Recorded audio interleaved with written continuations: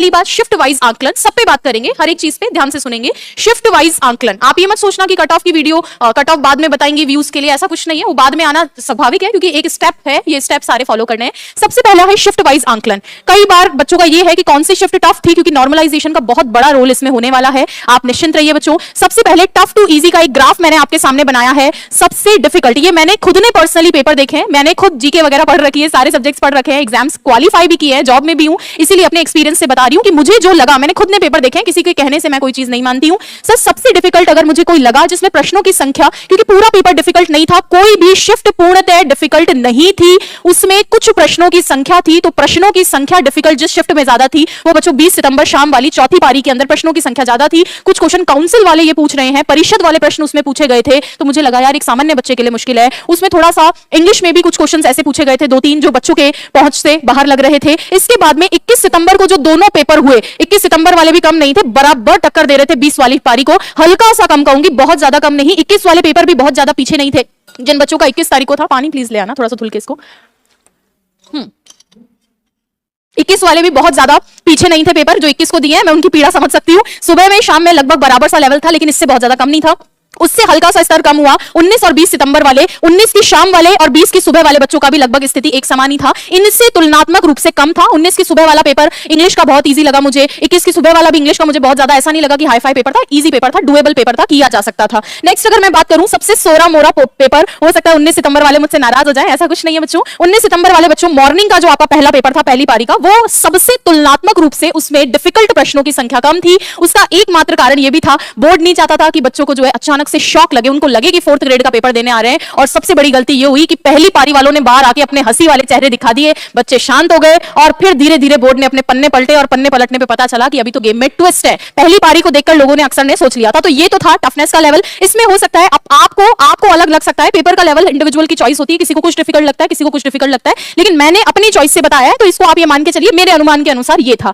इसके बाद में सेकंड पारी पे अगर मैं चलूं, ये जो पढ़ने वाले बच्चे हैं जो घूम घूम के 90-100 का गीत गा रहे हैं कि भैया हमारे 90-100 सही है, उन बच्चों की अगर मैं बात करूं, उन्होंने लगभग ऑन एन एवरेज 100 से 115 अटेम्प्ट किए होंगे, सिर्फ 100 से 115 अटेम्प्ट किए होंगे उन्होंने, और उसमें से उनके करेक्ट बैठे होंगे 77 से 87 के बीच में। कोई और धुआंधार परफॉर्मर है तो मुश्किल से मान लो 92 के आसपास पहुंचा होगा, 92 प्लस माइनस मान लो 92 धुआंधार परफॉर्मर की बात करी। उसका कारण है कि 100% एक्यूरेसी नहीं हो सकती है, हम कोई भगवान नहीं है। कोई तुम्हें बोल रहा है कि मैं तो 112 अटेम्प्ट करके आया, तो 112 तुम खुद सोचो 112 सही हो सकता है क्या? मान लो 112 वो करके भी आया, तो उसमें से गलत होना 10% तय है बच्चों, क्योंकि 10% नेगेटिव का रूल समझ लो तुम, जैसे अपन लोगों ने रूल पढ़े हैं ना इंग्लिश में, वैसे ही नेगेटिव का रूल होता है और वो नेगेटिव होने ही है, उसमें कुछ भी नहीं है बच्चों, कुछ भी नहीं है। नेगेटिव 10-15 गलत होना और उनकी वजह से 5 अपने प्रश्न चले जाना, ये स्वाभाविक है। तो अटेम्प्ट करने के 20 प्रश्न घेरे में रहते हैं, क्योंकि कुछ तो हट चुके हैं, गलत हो गए, और उनके एवज में जब नेगेटिव का नंबर कटेगा तो वो और मिला ले। तो वास्तविक बात ये है कि ये जो 100-115 वाले बच्चे हैं, ये सब आ चुके हैं 90 के आसपास आ गए होंगे। 90 मेरा एक एवरेज नंबर बता रही हूं, हो सकता है कोई 85 चला गया हो सकता है कोई 92-93 भी गया हो, लेकिन 90 पे आके ये रुक गए। लेकिन ये बच्चे कौन थे? धुआंधार बच्चे। धुआंधार बच्चे रहेंगे क्या 4th ग्रेड में? आप बताओ, एक ऑन एन एवरेज धुआंधार बच्चा 4th ग्रेड में रहेगा क्या?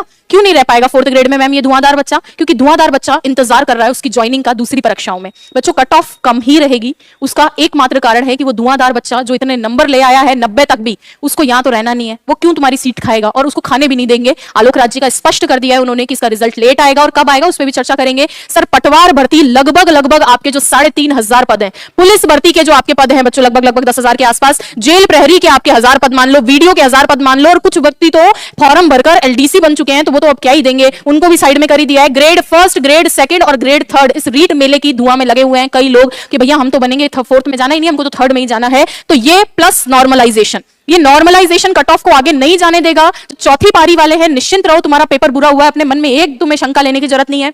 21 वाले बच्चों को शंका लेने की जरूरत नहीं है। इस बार तो ये तय है कि हर एक पारी से बच्चों को लिया जाएगा, तो आपको 1% भी सोचने की जरूरत नहीं है, 1% भी सोचने की जरूरत नहीं है। ठीक है क्या? अब देखेंगे बच्चों, ये बारी हो गई, मैंने सबकी बताई। अब कुछ बच्चे मुझे बार बार लिखकर भेज रहे हैं कि मैम इंग्लिश में 15 में से 15 है, बट आप मेरी बात समझिए, आप चैनल से पढ़े हैं, आपने कई बार हो सकता है 100 डे सीरीज, 15 डे सीरीज, पता नहीं कौन कौन सी सीरीज का हिस्सा बने होंगे, तब जाके 15 में से 15 होंगे। मैं एक एवरेज स्टूडेंट की बात करूं जो लगभग अलग अलग जगहों से पढ़े होंगे, टेस्ट भी दिया होगा, सबको ध्यान में रखते हुए अब सुनेंगे मेरी बात ध्यान से। और हो सकता है थोड़ा बहुत ऊपर नीचे हो भी सकता है, क्योंकि दूसरे पेपर्स, दूसरे सब्जेक्ट्स भी हैं। अब ये तो कट ऑफ कम रहने का कारण। अब आ जाइए सर, आपका जो है कट ऑफ की बारी, जो कि बोर्ड पे अब आ गई है, जिसका तुम्हें बेसब्री से इंतजार था, जो देखने के लिए तुम वीडियो लास्ट तक देख रहे हो। चलो आ जाओ, बॉयज की कट ऑफ की अलग से बात करूंगी, लड़कियों की कट ऑफ की अलग से बात करूंगी, और आपके विडो, डाइवोर्सी और टीएसपी एरिया की भी अलग से बात करूंगी। सभी कट ऑफ को मैंने लगभग पिछले 3 साल के रिजल्ट का ट्रेंड देखा है। मैंने रीट 2023 और रीट महाकुंभ 50,000 भर्ती वाले, वहां से लेकर अभी पशु परिचर के मेले तक सब रिजल्ट को एनालिसिस किया है। अब देखो बॉयज की कट ऑफ की अगर बात करें तो बच्चों, बॉयज की कट ऑफ यहां पर मैंने लिखी है 80 प्लस -2। इससे पहले मैंने एक वीडियो बनाई थी कट ऑफ को लेकर,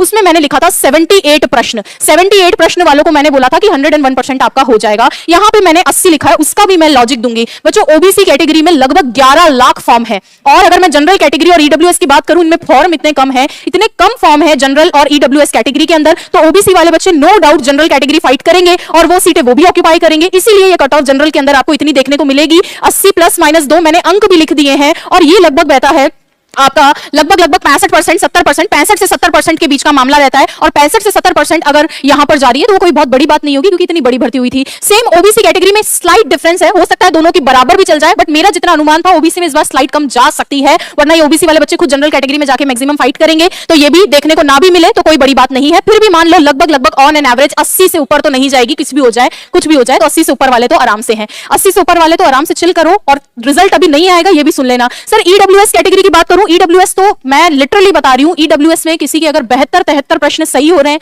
चिल करो आप आराम से, आपका होगा 101% होगा। अब चाहे तुम्हें वेटिंग में जबरदस्ती भेजना पड़े, चाहे तुम्हें पहले ही ज्वाइनिंग दिलानी पड़े, चाहे कुछ भी करना पड़े, आराम से होगा 73 प्रश्न वालों का। इसके बाद में एससी एसटी कैटेगरी के अंदर हल्का मत समझना, एससी एसटी कैटेगरी में बच्चों ने सबने फॉर्म भरे हैं, पढ़ने लग गए टाबर उधर भी, तो उधर देख लो 70 और 68 प्रश्न है। एससी के अंदर थोड़ा सा रहेगा क्योंकि नंबर ऑफ कैंडिडेट्स बड़े हैं, तो यहां पर थोड़ा सा कट ऑफ ज्यादा जाने की संभावना है। ये तो अपन ने लिख दिया general, OBC, EWS, SC ST की। अब इनसे आप अंक मिला लो चाहे प्रश्न मिला लो, दोनों ही आपके सामने लिखी हुई है। अब इसके अलावा एक कैटेगरी यहां पे इन्होंने मुझे लिखकर देना भूल गए, MBC category. Sir MBC category भी लगभग आप मान के चलिए यही ईडब्ल्यूएस के आसपास ही रहेगी, एमबीसी की बहुत ज्यादा कम नहीं रहेगी, इन्हीं दोनों कैटेगरी के बीच में रहेगी। तो मैं ईडब्ल्यूएस के साथ ही लिख देती हूं एमबीसी की कैंडिडेट्स हैं, और उसको लगभग ईडब्ल्यूएस से हल्की सी कम रहेगी, बहुत ज्यादा डिफरेंस देखने को मिलेगा नहीं। तो ये जो एमबीसी वाले मेरे बच्चे हैं वो भी एक बार देखेंगे कि उनकी कट ऑफ में भी बहुत ज्यादा कोई डिफरेंस देखने को नहीं मिलेगा। क्लियर है क्या? चलिए अब आ जाइए इस तरफ देखेंगे। सर विडो, डाइवोर्सी और टीएसपी मैंने साइड में लिख दिया है। गर्ल्स अभी रुक जाए, लड़कियों की बारी अब आएगी।